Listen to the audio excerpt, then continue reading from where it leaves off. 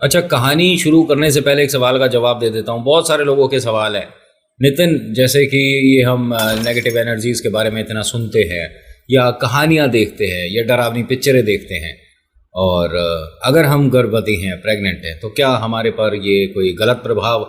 देखिए, कोई गलत प्रभाव नहीं आएगा, बट अगर आप प्रेग्नेंट होते हो तो कुछ अच्छा अच्छा देखो जो कि आपको एक पॉजिटिव वाइब दे। ईश्वर की कहानियाँ देखो, चाहे मेरी चैनल पे हैं बहुत सारी, आप वो देख सकते हो। भक्ति संगीत सुनो, गाने सुनो, अच्छी अच्छी मूवीज़ देखो जिससे आपको चेहरे पर मुस्कुराहट मिले। ये सस्पेंस, थ्रिलर, ड्रामा और हॉरर ये सब अवॉइड करो अगर प्रेगनेंसी के दौरान आप देखते हो तो।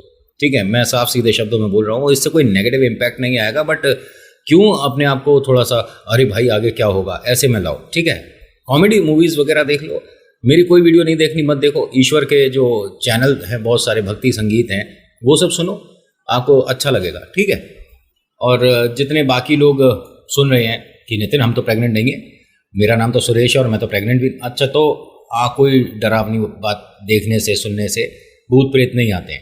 ठीक है, तो चेहरे पर मुस्कुराहट रखो। और आप पहली बार आए हो कि कौन है तू, क्यों बेकार की बातें करे जा रहा है, कहानी सुनने आए हैं, कब सुनाएगा। नमस्कार, नितिन कहते हैं मुझे। ये चाचा के फैक्ट्स है और मैं कहानियाँ सुनाता हूँ।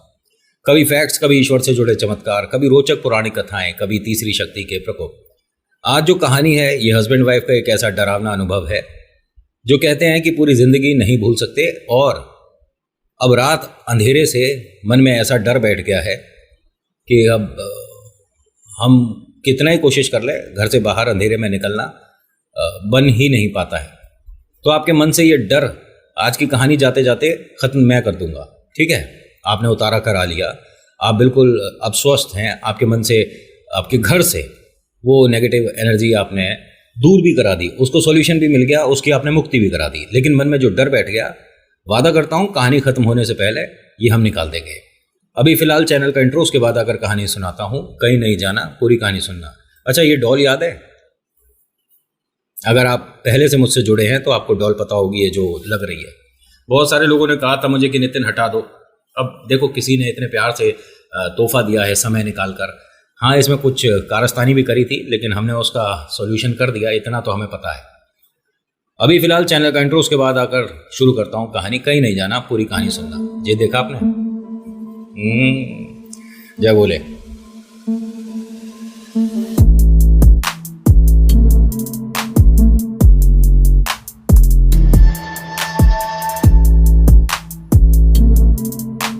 अच्छा, कहानी शुरू करने से पहले एक छोटी सी रिक्वेस्ट है। मुझे आज पता है हंसी किस बात पे आ रही है।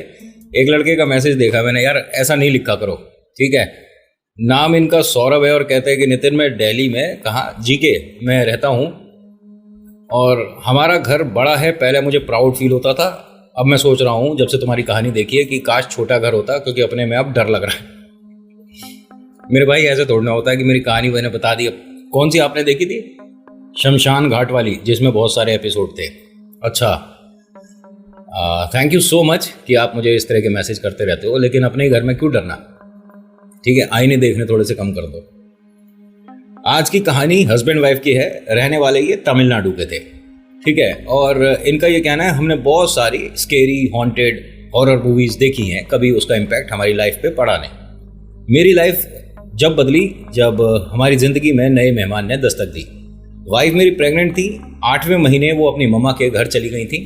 ठीक है, और इन दोनों ने कहा है मुझे, हस्बैंड वाइफ ने, कि आप हमारा नाम XYZ जो मर्जी आपको रखना रखिएगा, क्योंकि ये तमिलनाडु की एक वेल नोन पर्सनैलिटी हैं, ऐसा ये बताते हैं, और इसीलिए हम अपना नाम उजागर नहीं करना चाहते।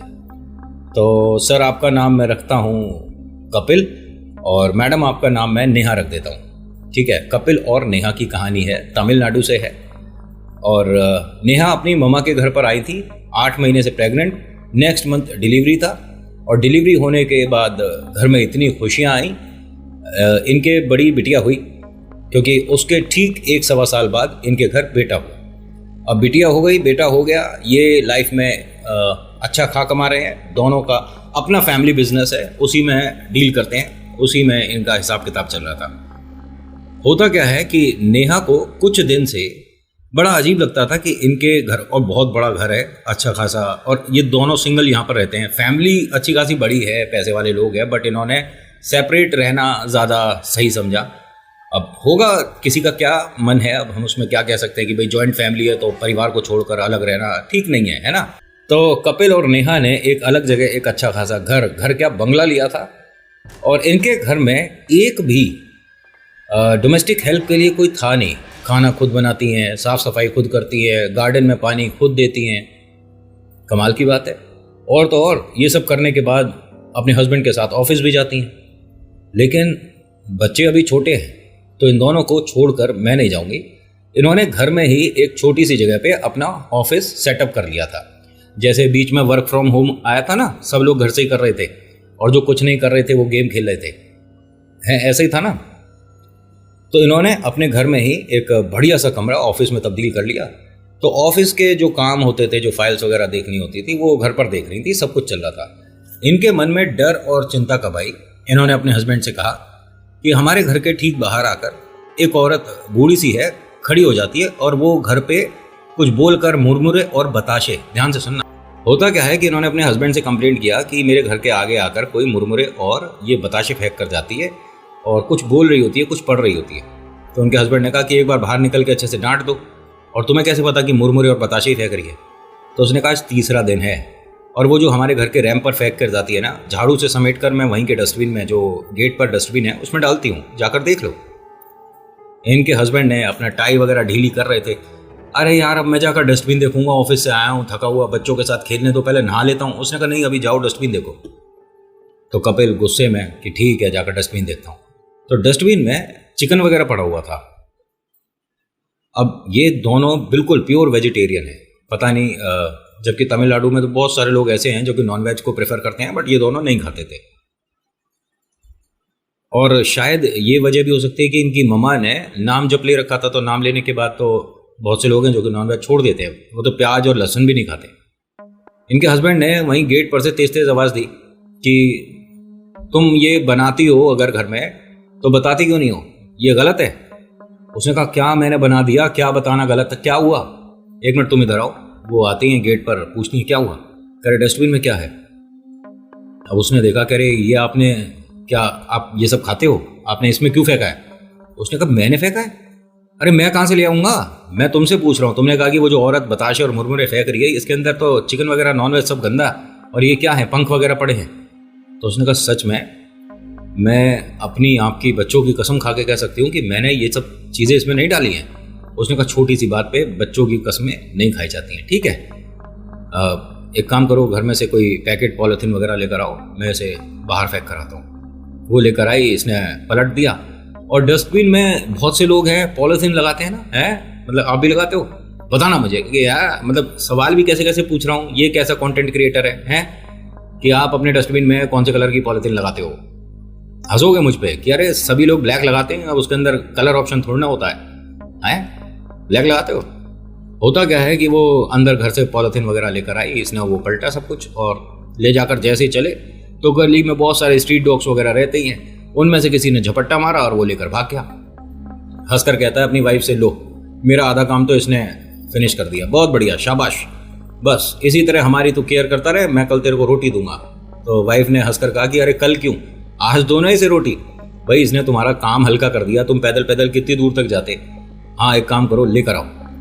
अब अंदर दोनों बच्चे खेल रहे थे, छोटे छोटे हैं बालक। वो अंदर से दूध रोटी लेकर आई और एक बाउल लेकर आई घर में से उसे रोटी देने के लिए। जो स्ट्रीट डॉग हैं अगर वो भूखे हैं तो भी या नहीं हैं तो भी, अगर आप उन्हें दूध रोटी दे रहे हो तो वो खाते ही हैं। बहुत से लोग कहते हैं डॉग्स को दूध वगैरह नहीं देना चाहिए, बट जिसका पेट खाली होता है वो ये नहीं सोचता कि मैं क्या खा रहा हूँ क्या पी रहा हूँ, ठीक है। इन्होंने डॉग्स वगैरह को जैसे हम बुलाते हैं पुछ पुछ करके बुलाया, लेकिन वो इनका बाउल सूंघे और आगे चल दें। 1 2 3 4 5 जो भी डॉग्स थे उनमें से किसी ने भी इनके घर से ये दूध रोटी खाई नहीं। सामने वाले ने परोसा, उसके यहाँ सब लोग ये जितने भी स्ट्रीट डॉग थे चले गए। तो इसने वो कहा कि ये साइड में ही रख देता हूँ, अब घर में क्या लेकर आऊँगा, भाई नहीं खा रहे तो ना सही। एक दिन और बीता, तीसरे दिन वो रात में फिर से आई औरत, इनके घर पर जब फेंक रही थी तो ये तुरंत बाहर आ गई। क्या कर रही हो, कौन हो तुम, अब वो औरत एकदम से यहाँ से ऐसे भागने लगी जैसे कि मतलब उसकी चोरी पकड़ी गई हो। आसपास के लोगों ने पूछा कि क्या हो गया। कह रही ये औरत रोज आती है और यहाँ पर आकर कुछ ना कुछ कचरा फेंक कर जाती है, तो एक बार आप अच्छे से डांट दो। नहीं, ये गेट पर जो सिक्योरिटी वाला बैठता है उसे बुलवा दीजिएगा। उन्होंने नंबर दिया सिक्योरिटी गार्ड का। इसने फ़ोन करा कि हम इतना महंगा पैसा खर्च के इतनी बढ़िया सोसाइटी में रहते हैं, आप गेट पर रहते हो, आपको समझ नहीं आता कौन आ रहा है कौन नहीं आ रहा है। तो उसने कहा मैडम बात क्या हुई। तो इसने अपना बंगला नंबर बताया और कहा कि मेरे घर के आगे रोज़ आकर वो औरत खड़ी होती है और इस तरह से कचरा करके चली जाती है। अब उसने कहा कि मैडम पैदल पैदल अगर कोई आ रहा है तो हम उस पर नज़र ऐसे क्या रखें, कौन किसके घर का रिश्तेदार हो, कोई मिलने वाला हो। लेकिन जो स्ट्रीट वेंडर्स होते हैं, सब्जी वाले, फल वाले, इनमें से किसी की एंट्री नहीं है। ठीक है, अगर वो अब औरत आई ना तो मैं उसका हाथ पकड़ के घर में ले जाऊंगी, फिर तुम्हें बुलाऊंगी। उसने कहा मैडम अगर वो आती है ना बस आप मुझे फ़ोन कर देना, मैं उन्हें कह दूंगा। ठीक है। अगला दिन हुआ, वो फिर औरत आई। इसने तुरंत सिक्योरिटी वाले को फ़ोन कर दिया। वो सिक्योरिटी वाला आया, उस औरत को तो पकड़ा नहीं, घंटी बजाने लगा इनके घर की। ये अंदर से देख रही थी। क्या हो गया, आप उसे पकड़ो ना, मैं फ़ोन पे बात कर रही हूँ, आप पकड़ो उसे, पहले औरत को। उन्होंने कहा मैडम आप बाहर आ जाओ। वो औरत तो चली गई वहाँ से। ये बाहर आती है नेहा कि क्या है ये आपका सर्विस करने का तरीका है। वो आपके सामने खड़ी थी तब आपसे नहीं पकड़ा गया उसे। उसने कहा ये अम्मा यहीं आगे रहती है मैडम, और ये कहीं से कोई मांगने वाली वगैरह नहीं है, इनका घर है, इनकी बहू है, बेटा है। अच्छा अच्छा, तो ये कहाँ रहती है। ये आगे वाला जो पीला सा मकान है उसमें रहती है। अच्छा, मैं आज जाकर इनसे बात करूँगा। मैडम एक मिनट, आपको इनके घर जाने की ज़रूरत नहीं है, मैं बस उनके फैमिली में बोल दूंगा। नहीं नहीं, मेरे हस्बैंड बात कर लेंगे। तो सिक्योरिटी वाले को शायद पता था उनके बारे में, तो उसने कहा कि मैडम ऐसा है, आप आपका परिवार कोई भी उस घर के अंदर ना जाओ, मैं बात कर लूँ। आप इस तरह से क्यों बात कर रहे हो। मेरे हस्बैंड जाएंगे ना, उनके हस्बैंड से बात करेंगे, बताएंगे कि आपकी मम्मा जी जो भी हैं घर पर आकर किसी के इस तरह से कचरा कर रही हैं। ठीक है मैडम, आपको जो सही लगे करो। अब ये इंतज़ार कर रही थी कपिल के आने का। कपिल आया, उसे सारी बातें बताई। तो कपिल ने कहा कि पीला सा, अच्छा जो आसपास तो बंगले बने हैं, बस एक ही मकान ऐसा है जो कि पुराने ज़माने का ऐसा बना हुआ है। अब मुझे नहीं पता, मैंने इतना नोटिस नहीं करा। उसके घर पर जाओ और बताओ जाकर, वो रोज़ आकर कचरा करके जा रही है। लेकिन तुम ये मत कहना कि वो ये खील बताशे फेंकती है तुम्हारे घर में, क्योंकि वो हर बार नॉन वेज और मांस के टुकड़े होते हैं। आज भी देखो तुमने जो फेंका है, मैंने आकर देखा डस्टबिन में, वही मांस के टुकड़े पड़े हैं। उसने कहा मांस के टुकड़े वो फेंकती ही नहीं है, कील बताशे होते हैं, और मैं ही समेटकर झाड़ू से सबको डस्टबिन में डालती हूँ। या तो तुम झूठ बोल रही हो या तुम पता नहीं क्या देख रही हो और क्या बता रही हो। मैं भी चलूंगी, तुम बच्चों के पास रहो, मैं होकर आता। अभी ये जो कपिल है उनके घर गया, खूब देर तक दरवाज़ा नॉक करता रहा।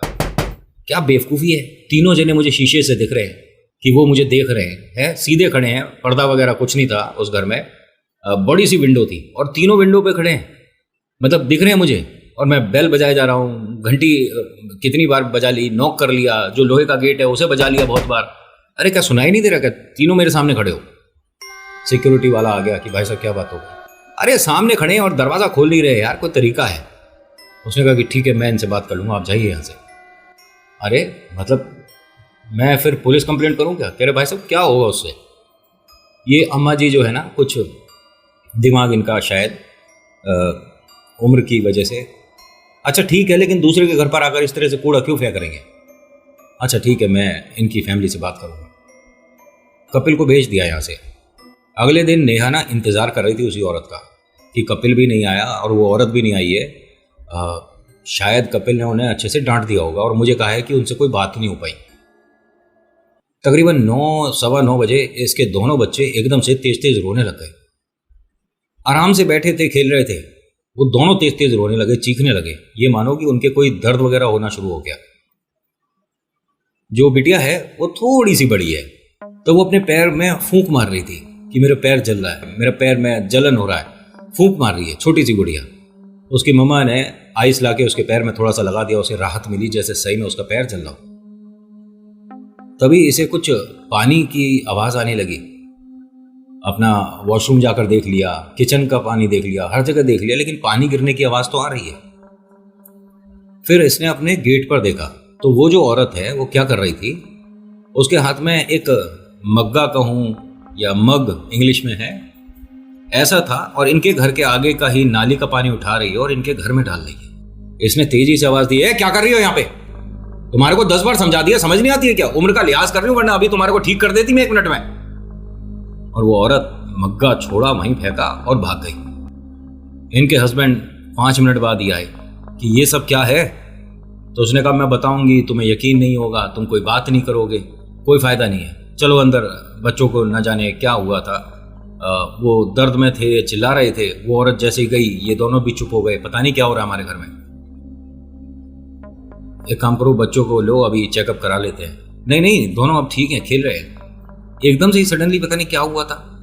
और ये सब कीचड़, ये वही महिला है जो बुजुर्ग है, कीचड़ भर भर के हमारे घर में फेंक रही है, पता नहीं क्या कर रही है। एक काम करो, गेट को बाहर से ताला लगाओ, बच्चे दोनों अंदर ही है ना, हाँ जमीन पे हैं और खेल लें।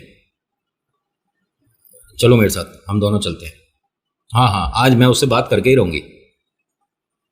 अब ये उस घर पर आए, गेट नॉक करे जा रहे हैं। 1 बार हो गया, 2 बार हो गया, 3 बार हो गया, समझ नहीं आई। इनके घर की कोई लाइट वगैरह भी तो ऑन नहीं है, पता भी नहीं चल रहा कि घर में अंदर है या नहीं है। पिछली बार ये तीनों ना शीशे के सामने ही खड़े थे, मतलब जो बड़ी सी विंडो है ना, यहीं खड़े थे और तीनों मुझे दिख रहे थे, लगातार मुझे देख रहे हैं। एक काम करेंगे, जब तक इनके घर से कोई आता नहीं है ना, आज हम यहाँ से जाएंगे नहीं। तुम गेट नॉक करो, मैं बेल बजा रही हूँ। इन दोनों ने खूब शोर मचा लिया। एकदम से जो बाहर वाला कमरा था जिसमें से ये लोग पहले दिख चुके थे, उसकी लाइट ऑन हुई। जैसे ही लाइट ऑन हुई, इन दोनों ने गौर से देखा, इन तीनों के हवा में पैर दिख रहे थे, यानी इन तीनों ने अपने आप को पंखे से लटका रखा है और वो झूलते हुए दिख रहे हैं। ये दोनों तेजी से चिल्लाए, आसपास भीड़ इकट्ठी करने लगे। 1 मिनट, सिक्योरिटी वालों को कहो पुलिस को फोन करे। वो भी भागता हुआ आया, ना जाने क्या बात हो गई। क्या हुआ सर? अरे इस कमरे की अभी लाइट ऑन हुई थी और वो तीनों पंखे से लटके। आप घर जाइए दोनों प्लीज़, आपका दिमाग शायद आपका साथ नहीं दे रहा है। इस घर पे आज कोई भी नहीं है, ये सब लोग 2 दिन से कहीं गए हुए हैं। अरे 2 दिन से गए हुए हैं, मैंने लाइट ऑन देखी है, 3 लोग लटकते हुए देखे हैं। तो बिल्कुल बराबर में जो बंगला था ना, उसमें से भी कुछ लोग बाहर आ गए थे। पूछा क्या हुआ, इन्होंने बताया कि हम आगे वाले बंगले में रहते हैं, ये औरत ऐसे ऐसे कर रही है। तो कहते हैं भाई साहब कल किसी पंडित को बुलवा लेना अपने घर पर, आपके घर में छोटे बच्चे हैं क्या? उन्होंने कहा 2 छोटे बच्चे हैं। तो अभी उनके पास कौन है? नहीं नहीं, हम तो इनकी शिकायत करने के लिए आए थे। भाई साहब वो ये ही चाहती है औरत कि आप बच्चों के पास से हट जाओ और वो आप प्लीज़ घर जाइए। 1 मिनट, मतलब क्या है? अगर वो इस सोसाइटी के लिए ठीक नहीं है लोग, तो यहाँ से उन्हें भेज कैसे नहीं देते आप लोग? किसे भेजें? आप प्लीज़ किसी पंडित को बुलाकर अपना घर दिखवा लीजिए, कुछ चीज़ें गलत हो रही हैं आपके साथ। आप लोग क्या बोल रहे हो? फिर इस सिक्योरिटी वाले ने कहा कि आप दोनों घर जाओ, मैं आपके घर पर आकर कुछ बताऊंगा। इन दोनों को कुछ नहीं समझ आ रहा था। घर पहुंचे तो दोनों बच्चों के पैर में एक एक निशान सा बना हुआ था, दोनों पैर के अंगूठों पे, दोनों बच्चों के। वो तो खेलते खेलते में लगी जाते हैं, कभी कोई निशान लग गया, या बच्चे खेल खेल में आपस में किसी के काजल अगर मिल गया कहीं तो काजल लगा लिया अपने, ममा का लिपस्टिक मिल गया तो वो लगा लिया अपने हाथ पैर पे। लेकिन ये निशान जो था वो किसी गंदगी का था। मम्मा पापा ने आते के साथ ही उनके पैर धोए कि ये ऐसा कैसे निशान बना था या क्या था, ये बदबू क्यों आ रही थी इसमें से।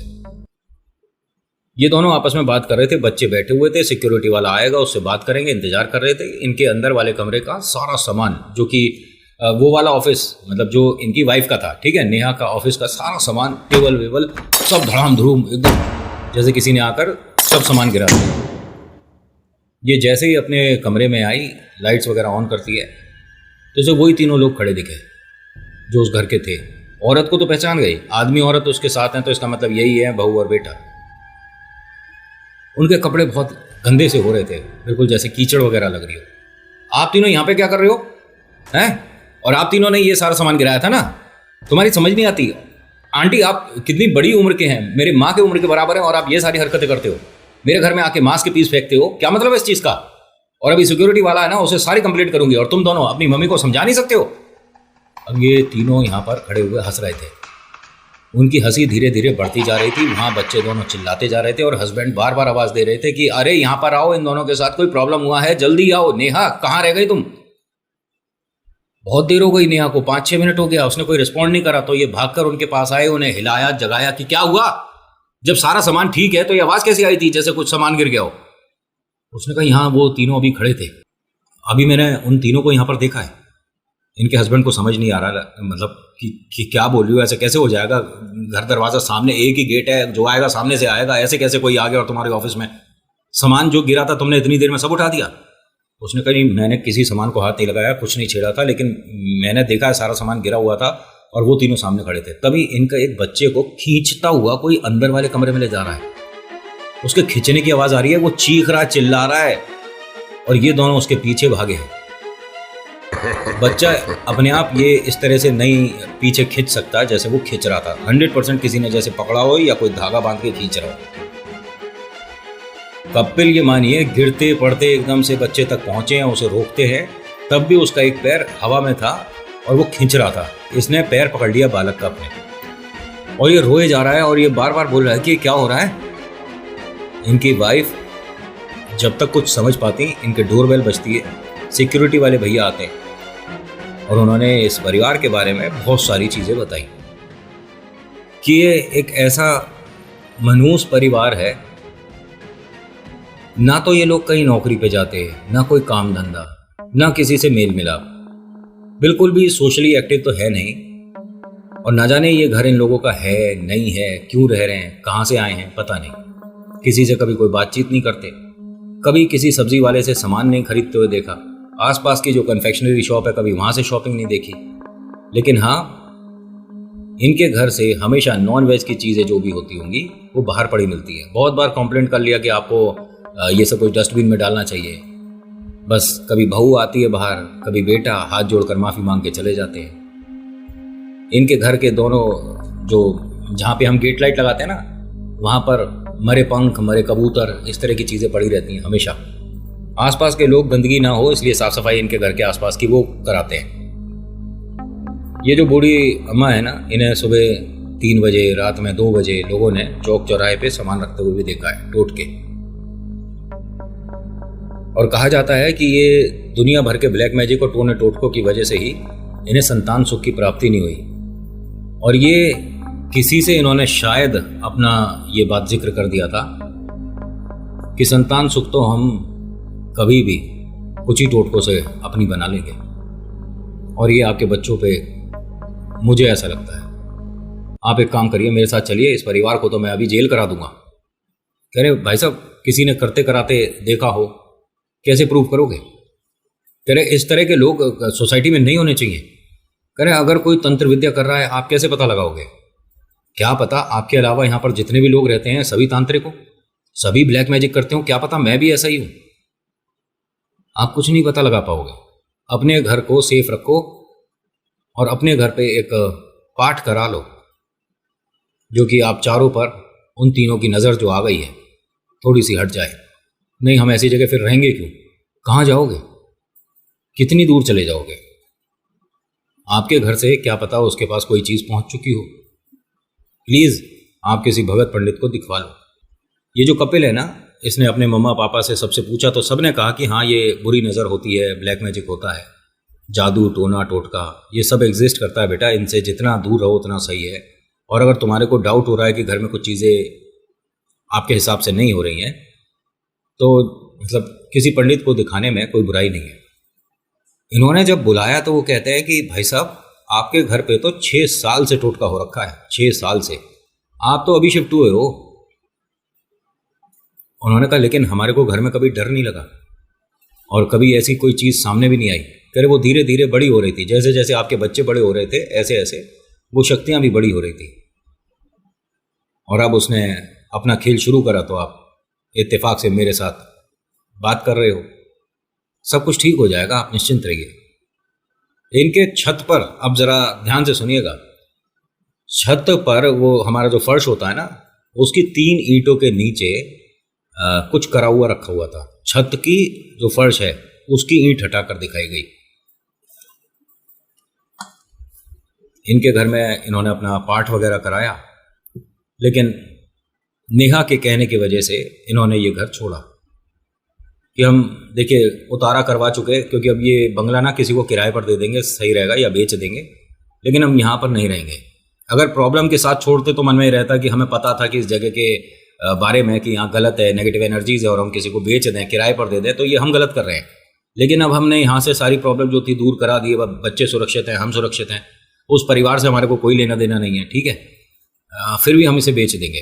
बेच दिया और उसके 6-7 साल बाद ये वापस इस जगह आए थे घूमने मिलने या ऐसे ही अपने बंगले को देखने, तो पता चलता है कि वो मकान बहुत समय पहले किसी और ने खरीद लिया, क्योंकि उसके जो 3 लोग थे वो इसी के अंदर मरे मिले थे। मतलब उनका शरीर भी गल गया था, गड़ सब खराब हो गया था, कीड़े लग गए थे, बदबू आने लगी। तब जाकर ये खोला, देखा, पता चला सब लोग।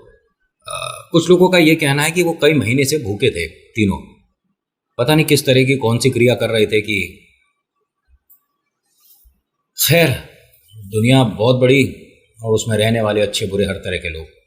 So thank you so much for watching. मेरा नाम नितिन, मुलाकात करूंगा एक नेक्स्ट वीडियो में। हर हर महादेव, जय भोलेनाथ, धन्यवाद। आज की कहानी कैसी लगी बताना ज़रूर है आपको, ठीक है।